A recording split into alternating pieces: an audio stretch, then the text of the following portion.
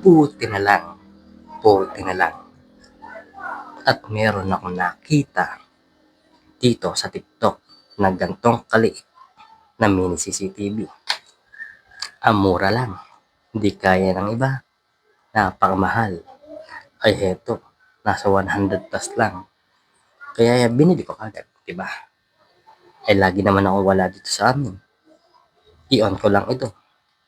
Ay di mare-record ko na at mamamonitor ko na ang mga nangyayari dito sa bahay namin. Napaka-useful na ito. Halos araw-araw ginagamit ko, lalo na sa gabi at kapag matutulog ako. At ito pa, magnetic na rin siya at di-star na siya.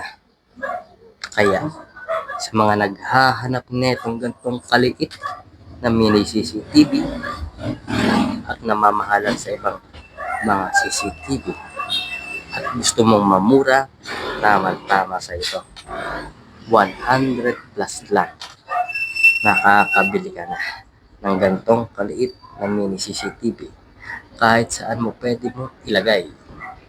Pero mas maganda ito dahil magnetic siya. Basta magpakal siyang dito na pwede. At syempre, may link na siya. Start. O diba?